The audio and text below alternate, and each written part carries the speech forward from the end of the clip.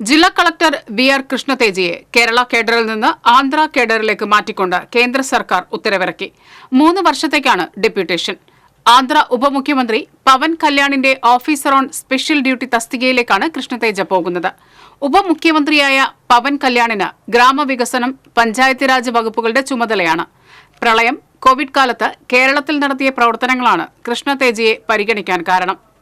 ആന്ധ്രയിലെ ഗുണ്ടൂർ സ്വദേശിയായ Krishna Teja 2015 batch IAS ഉദ്യോഗസ്ഥനാണ്.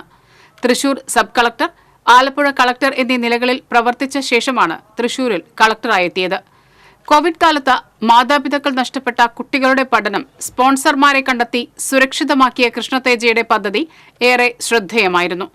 പവൻ കല്യാണിന്റെ സ്റ്റാഫിലേക്ക് പോകുന്നതിന് ഡെപ്യൂട്ടേഷൻ കൃഷ്ണതേജ അനുമതി തേടിയിരുന്നു. സംസ്ഥാന സർക്കാർ എതിർപ്പില്ലെന്ന് അറിയിച്ചതോടെയാണ് കേന്ദ്ര സർക്കാർ അനുമതി നൽകിയത്. തൃശൂർ കളക്ടറായി 20 മാസം പൂർത്തിയാകുമ്പോഴാണ് കൃഷ്ണതേജ ഡെപ്യൂട്ടേഷൻ വ്യവസ്ഥയിൽ ചുമതല ഒഴിഞ്ഞ് കേരളം വിട്ട് ആന്ധ്രയിലേക്ക് പോകുന്നത്.